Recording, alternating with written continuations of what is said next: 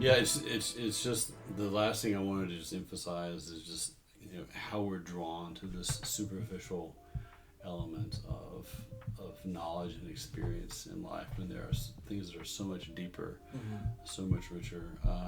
I went to the post office last week and I had to mail something off, a package there, and I was busy writing something, sitting in the car writing something, and I just happened to look up, and there was a group of school children that were being walked by their teachers, and they were all in line together like school children are. They're probably, I would say, maybe kindergarten, first grader, second grader max, and it was fun just to watch them walk in their own particular way. There was one girl who was doing the Hawaiian hula arm gestures, and she was doing that, and then kids were kind of looking around, and and it was just like they had their own unique things, and it just brought this delight, in the moment, that was just completely out of nowhere and brought a little bit more depth and meaning to the moment. And my thought was that because we're so superficially minded with all these things going on in society, we forget how much we're loved. We do not know or experience the depth of the love that the Father has for us. And so this moment of watching these kids just be themselves and enjoy themselves without any pretense, and in all this superficiality stuff that we get wrapped up in that has no real lasting value, that we are deeply loved, and to take time to make room for that, and even to push back, to flip this around rather, is and maybe it's a pushback, I don't know, is that it's not just simply we don't know how much we're loved, because I think we come out knowing how much we're loved. I think it's more of we don't realize that we're not as unsafe as we think we are. We're not as in danger as we think we are. And sure, there's a side of us that we can perceive what I just said as mortal danger. It's when people are being assassinated, maybe we are, just on both sides.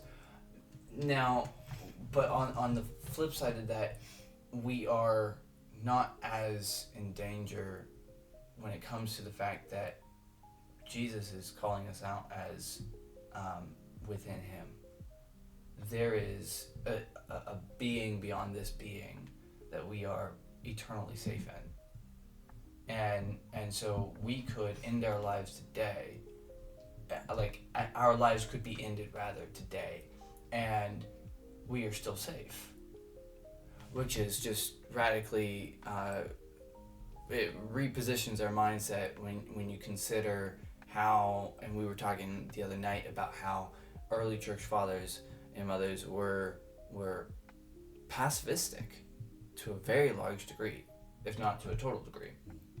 They would allow themselves to be brutalized, to be murdered for their faith, because they understood that they weren't actually in that much danger. They were in mortal danger, but when you've discredited the gospel, then you start to concern yourself with the mortal dangers and violences of this world. Right. So the similar idea of the assassin's bullet, the reason the assassin's bullet exists is because the person behind the trigger thinks that taking of a life is the ultimate safety at that point, in a way. No, the taking of the life is the ultimate damage that you can do to someone.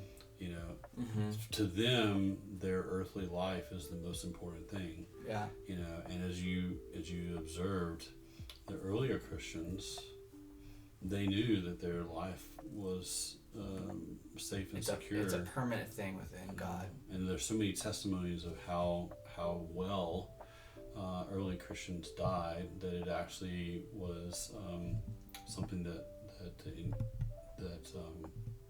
became a witness. Yeah.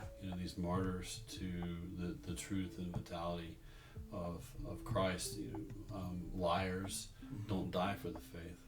Right. That's been used of the apostles, And of course, the ultimate example is the witness of Jesus on the cross, where the Roman soldier sees someone who is dying in the most horrific way, Yeah. and that is designed to shame and humiliate, but Christ still upholds his personal honor and integrity by saying, Father, forgive them, for they don't know what they do.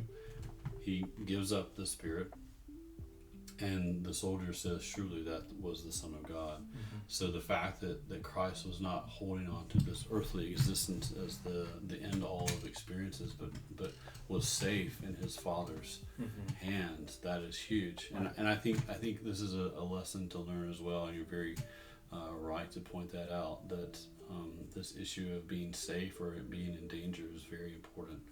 And if you feel like you're in danger, you're going to be clasping at straws, which is why we're fed and are feeding on all this superficiality and